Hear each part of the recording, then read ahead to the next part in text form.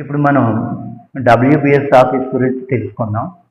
ఈ డబ్ల్యూబిఎస్ ఆఫీస్ని ఓపెన్ చేస్తున్నానండి. ఈ డబ్ల్యూబిఎస్ ఆఫీస్ అంటే మనం ఏ డాక్యుమెంట్ చూడాలన్నా కానీ, అంటే మెయిన్ పీడిఎఫ్ డాక్యుమెంట్ ఏదైనా చూడాలి అంటే కనుక అది డబ్ల్యూబిఎస్ ఆఫీస్లోనే ఓపెన్ అవుతుంది. అందులో చూస్తాం మనం, అది అందరికీ తెలుసు.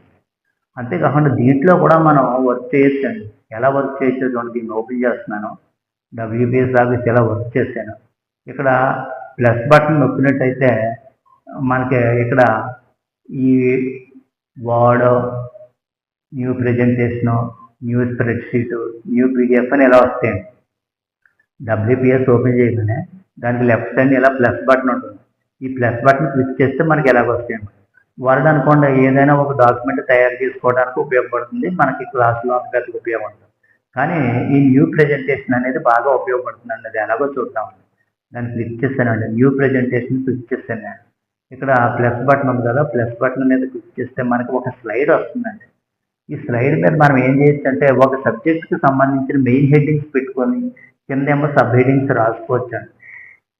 అయితే నేను ఎక్కువగా ఇది టైప్ చేయడానికి కష్టంగా ఉందని చెప్పేసి నేను ఏం చేస్తున్నానంటే జస్ట్ హెడ్డింగ్స్ పెడుతున్నాను. ఇక్కడ ఫస్ట్ తెలుగు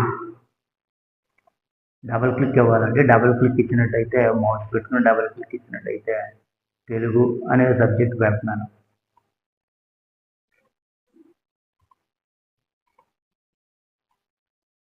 తెలుగు. ఇప్పుడు మళ్ళీ ఒక స్లైడ్ మీద తెలుగు తీసుకున్నాం. ఇంకొక స్లైడ్ మీద కొత్త స్లైడ్ తీసుకున్నాం. ఇన్సర్ట్లోకి వెళ్దాం. ఇన్సర్ట్లోకి వెళ్ళి ఇక్కడ స్లైడ్ అని ఉంది, స్లైడ్లోకి వెళ్దాం. స్లైడ్లోకి వెళ్తే డబ్ల్యూబిఎస్ ఆఫీస్ అని ఉంది, ఆ స్లైడ్ ఇంకా రెండో స్లైడ్ వచ్చింది మనకి. ఈ రెండో స్లైడ్లో ఎక్కడ మనం డబల్ టచ్ చేసినట్టయితే ఇలా సెలెక్ట్ అవుతుంది. ఈ డబల్ టచ్ చేస్తే ఏమవుతుందంటే కీబోర్డ్ వస్తుంది. ఆ కీబోర్డ్లో మనం మళ్ళీ తెలుగు అయిపోయిన హిందీ,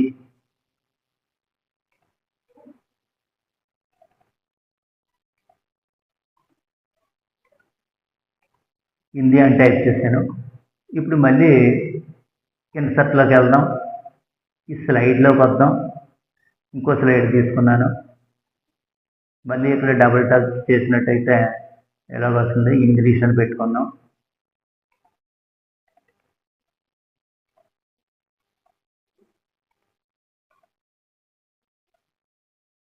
ఇలాగ మనం సబ్జెక్ట్ హెడ్డింగ్స్ ఎన్ని పెట్టుకోవాలనుకుంటే అన్నీ కూడా మనం ఈ స్లైడ్స్ తీసుకోవచ్చు, ఎన్నైనా తీసుకోవచ్చు స్లైడ్స్. ఇలాగ స్లైడ్లు తీసుకున్న తర్వాత మనం ఏం చేయొచ్చు అంటే మళ్ళీ నేను ఫస్ట్ స్లైడ్ సెలెక్ట్ చేస్తున్నాను. దీనికి బ్యాక్గ్రౌండ్ ఇచ్చుకుంటే బాగుంటుంది. బ్యాక్గ్రౌండ్ ఇచ్చుకోవాలంటే ఏం చేయాలంటే ఇక్కడ చూడండి డిజైన్ అని ఉంది కదా, ఈ డిజైన్లోకి వెళ్ళాలి. డిజైన్లోకి వెళ్తే ఇక్కడ చూడండి స్లైడ్ బ్యాక్గ్రౌండ్ అని ఉంది. ఇక్కడ మనం క్లిక్ చేసామనుకోండి స్లైడ్కి ఏదైనా మంచి కలర్ ఇచ్చుకోవచ్చు మనం. ఇక్కడ చూడండి ఇక్కడ ఈ కలర్ ఇచ్చుకున్నాం. ఫస్ట్ స్లైడ్కి ఆ కలర్ ఇచ్చుకున్నాం. సెకండ్ స్లైడ్ సెలెక్ట్ చేశాను. స్లైడ్ బ్యాక్గ్రౌండ్లోకి వెళ్ళాను. మళ్ళీ వేరే కలర్ ఇచ్చాను. నెక్స్ట్ థర్డ్ వన్లోకి వెళ్ళాను. స్లైడ్ బ్యాక్గ్రౌండ్ ఉంది, అందులోకి వెళ్తే మళ్ళీ గ్రీన్ ఇచ్చాను. ఇలాగ 3 స్లైడ్స్కి 3 ఇచ్చుకున్నాను. అలాగే ఎన్ని స్లైడ్లు ఉంటే అన్ని కలర్స్ మనం అలాగా నీట్గా ఇచ్చుకోవచ్చు అనమాట. ఇప్పుడు ఏ స్లైడ్ అన్నా మనం సెలెక్ట్ చేయాలంటే దాని మీద టచ్ చేస్తే అది సెలెక్ట్ అవుతుంది. ఒకటో స్లైడ్ సెలెక్ట్ అయింది, రెండో స్లైడ్ సెలెక్ట్ అయింది, థర్డ్ స్లైడ్ సెలెక్ట్ అయింది. అలాగే ఏది కావాలంటే అది సెలెక్ట్ చేసుకుంటాం. వాటి మీద మనకు కావాల్సినటువంటి హెడ్డింగ్స్ పెట్టుకోవచ్చు. హెడ్డింగ్స్ పెట్టుకున్న తర్వాత మనం ఏం చేయాలంటే ఇప్పుడు ట్రాన్సిషన్ అనేది ఇవ్వాలండి.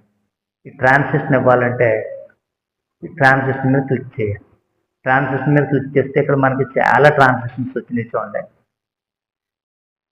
ఈ ర్యాండమ్ బార్స్ పెట్టామనుకోండి ఫస్ట్ని అలా ఓపెన్ అవుతుంది, లెటర్ అలా ఓపెన్ అవుతుంది, ర్యాండమ్ బార్స్. రెండో స్లైడ్ ఉంది. రెండో స్లైడ్కి మనం ఏం చేద్దామంటే కవర్ అనేది ఉంది, అలా కవర్ అనేది ఇచ్చుకుందాం. ఇక మూడో స్లైడ్కి ఏమి ఇచ్చుకుందామంటే ఇంకా మోర్ అని ఉంది. ఇక్కడ ఈ మోర్లో చాలా ఉంటాయి. ఇందులో మనకి ఆర్బిట్ అన్నారు, ఏంటో చూద్దాం. ఆర్బిట్ మనకి ఇది నచ్చలేదు కాబట్టి గ్యాలరీలోకి వెళ్దాం. గ్యాలరీ కూడా అంత బాగున్నట్టు అనిపించలేదు. క్యూబ్లోకి వెళ్దాం. క్యూబ్ బాగుంది.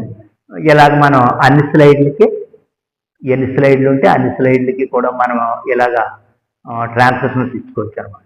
ట్రాన్స్లేషన్స్ ఇచ్చుకున్న తర్వాత అన్నీ అయిపోయిన తర్వాత ఫస్ట్ స్లైడ్కి వచ్చేస్తాం. వచ్చేసిన తర్వాత మనం ఏం చేస్తామంటే మన స్టూడెంట్స్కి మనం చూపెడతాం అన్నమాట. ప్లే చేసి చూపించాలి. ప్లే చేయాలంటే ఇక్కడ ప్లే బటన్ ఉంది కదా, ప్లే బటన్ క్లిక్ చేస్తాను.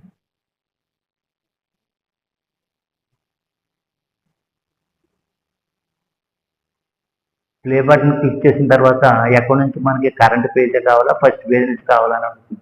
ఫస్ట్ పేజ్ నుంచి కావాలి. ఫస్ట్ పేజ్ నుంచి ప్లే అవుతుంది చూడండి.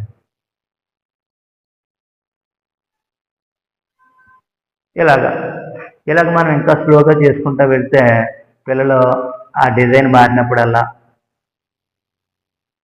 ఒక్కొక్క హెడ్డింగ్ చూసుకున్నట్టయితే వాళ్ళకి కొంచెం ఎఫెక్టివ్గా ఉంటుంది. ఇప్పుడు చూడండి, మళ్ళీ ఫస్ట్ స్లైడ్కి వస్తున్నాను. ప్లే అన్నాం. ఫస్ట్ పేజ్,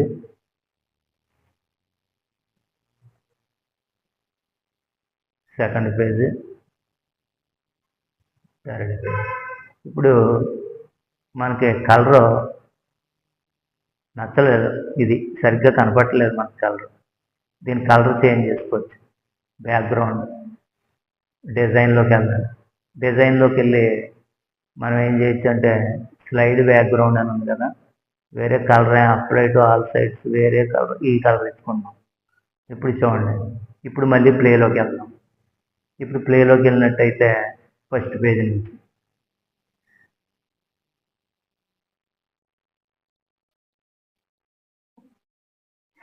ఇలా మనం మెయిన్ హెడ్డింగ్స్ అన్ని చూపించినట్టయితే చాలా ఎఫెక్టివ్గా ఉంటుంది.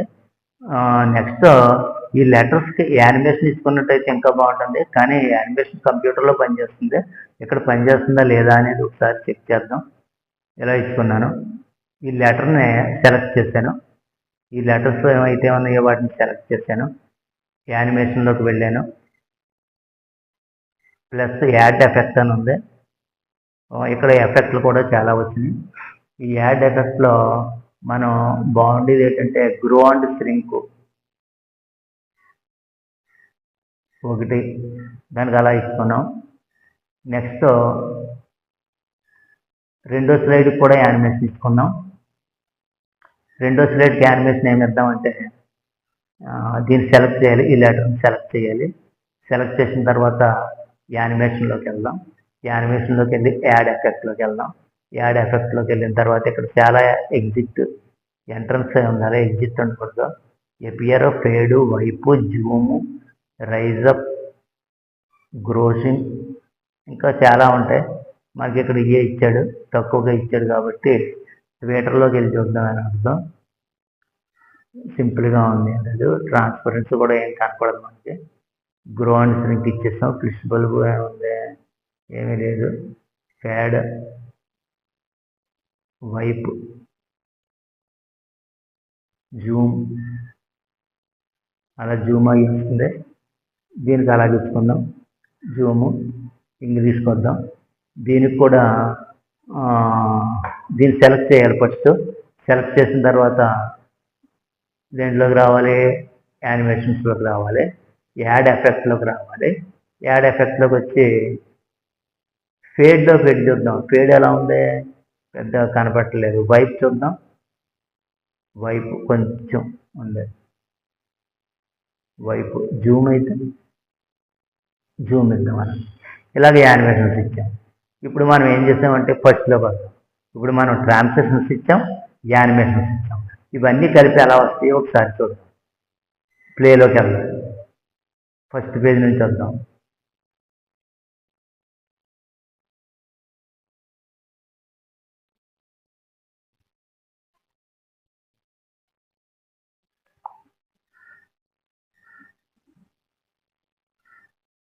అలా అనమాట. ఈ రకంగా మనకి మంచి యానిమేషన్స్ తోటి హెడ్డింగ్ అనేది చూసినట్టయితే బాగుంటుంది. ఈ రకంగా మనం ఈ ప్రెజెంటేషన్ యూజ్ చేసుకోవచ్చు అనమాట. ఇప్పుడు మనం మళ్ళీ డబ్ల్యూబిఎస్ ఆఫీస్ ఓపెన్ చేద్దాం. ఈ డబ్ల్యూబిఎస్ ఆఫీస్లో ఇప్పుడు మనం న్యూ ప్రెజెంటేషన్ అనేది, పవర్ పాయింట్ ప్రెజెంటేషన్ అనేది చూసాం. నెక్స్ట్ న్యూ స్ప్రెడ్ షీట్ గురించి చూద్దాం. ఈ స్ప్రెడ్ షీట్ కూడా చాలా ఉపయోగపడుతుంది మనకి. దీన్ని ఓపెన్ చేద్దాం. దీన్ని ఓపెన్ చేసినట్టయితే ఇలాగ వస్తుంది. నెక్స్ట్ ఇలా కనపడుతుంది. ఇక్కడ యాక్చువల్గా స్క్రీన్ మీద మనకి కనపడవు కానీ లైట్గా గళ్ళు ఉన్నాయన్నమాట. ఆ గళ్ళని సెలెక్ట్ చేసి నేను చూపెడతాను. ఇప్పుడు ఈ స్ప్రెడ్ షీట్ని ఉపయోగించి మనం ఏం చేయొచ్చు అంటే, ఈ స్ప్రెడ్ షీట్ ఎలా ఉందో ఒకసారి చూపెడతాను. ఈ స్ప్రెడ్ షీట్ మీద నేను కొంతమేర సెలెక్ట్ చేస్తున్నాను చూడండి.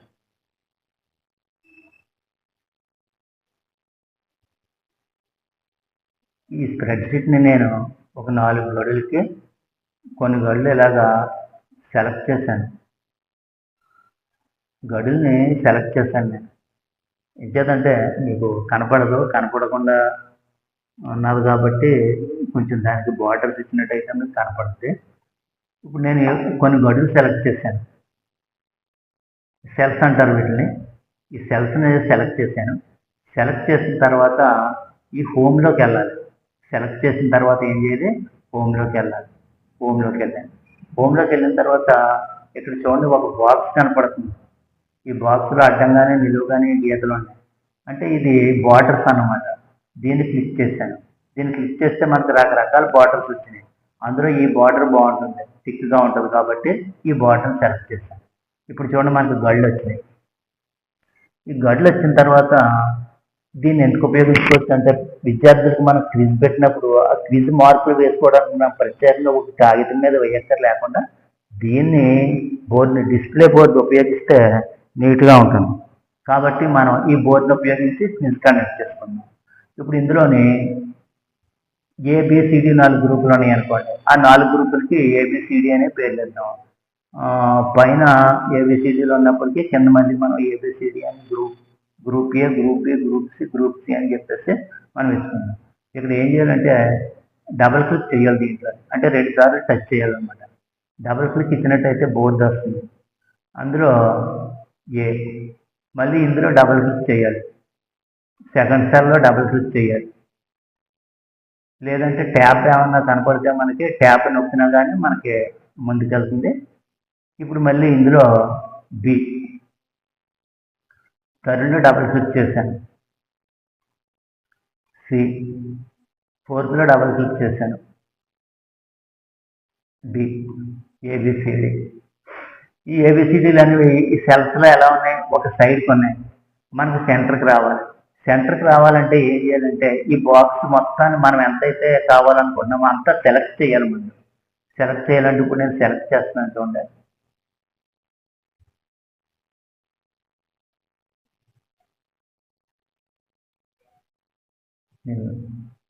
మనం ఎంతవరకు అయితే గడ్లు కొట్టామో అంతవరకు సెలెక్ట్ చేస్తాం. సెలెక్ట్ చేసిన తర్వాత మనం ఏం చేయాలంటే అలైన్మెంట్ అని ఉంటుంది. ఆ అలైన్మెంట్లోకి వెళ్ళాలి. ఎక్కడుందో చూద్దాం. ఇది ఇక్కడ చూడండి గీతలు కనపడుతున్నాయి కదా. ఈ గీతలు కనపడి ఈ అలైన్మెంట్లోకి వెళ్ళినట్టయితే ఇందులో చూడండి అన్ని సెంటర్కి వచ్చేలాగా ఈ గడి ఉంటుంది అనమాట. ఈ గడి స్విచ్ చేసుకోవాలి. ఇప్పుడు చూడండి ఇవన్నీ సెంటర్కి వచ్చేసాయి. అలాగే మనకి ఇది ఆల్రెడీ సెలెక్ట్ చేస్తుంది కాబట్టి సెలెక్ట్ చేస్తుంది. కానీ మనకి లెటర్ మంచి కలర్ కావాలనుకుంటే ఇక్కడ ఏముందో ఏ కింద బ్లాక్ కలర్ ఉంది, అందుకు బ్లాక్ లెటర్స్ వస్తుంది. దీన్ని సెలెక్ట్ చేసుకుందాం. దీన్ని సెలెక్ట్ చేసుకుని ఒక మంచి కలర్ ఈ రెడ్ కలర్ పెట్టుకుందాం. అలాగే మనకి ఏబిసిడి అనే గ్రూప్లో వస్తాయి అన్నమాట. ఇప్పుడు మనకి ఏ వాడికి ఒక మార్క్ వచ్చింది అనుకోండి. ఏలో డబుల్ క్లిక్ ఇచ్చుకోవాలి. మొత్తం అంతా సెలెక్ట్ అయ్యింది. బయట ఎక్కడైనా క్లిక్ చేసినట్టయితే సెలెక్షన్ పోతుంది. ఇప్పుడు మళ్ళీ ఏలో డబుల్ క్లిక్ ఇచ్చాం. ఏకు ఒక మార్క్ వస్తే కనుక అందులో 1 వేసుకుందాం. నెక్స్ట్ బీలో డబుల్ క్లిక్ ఇచ్చాను. బీలో కూడా ఒక మార్క్ వస్తే బీకి 1 వేసుకుందాం. సిలో డబుల్ క్లిక్ ఇచ్చాను. సిలో 1 మార్క్ వస్తే సికో 1 మార్క్ వేసుకున్నాం. డీకి డబుల్ క్లిక్ ఇచ్చాను. డీలో 1 మార్క్ వస్తే డీలో 1 మార్క్ వేసుకున్నాం. అలా కిందకంటే మార్కులు వేసుకుంటూ వస్తాం అన్నమాట. కిందకి మార్కులు వేసుకుంటూ వస్తాం అన్నమాట. ఇలా ఉంటే మనకి చూసేవాళ్ళకి ఎఫెక్టివ్గా కనపడుతుంది. ఎఫ్బి పెన్లు యూజ్ చేసినట్టుగానే ఉంటుంది. మనకి బాగుంటుంది అనమాట. అవి పిల్లలు చూసుకునేటప్పుడు వాళ్ళలో ఒక ఎక్సైట్మెంట్ కూడా పెరుగుతుంది.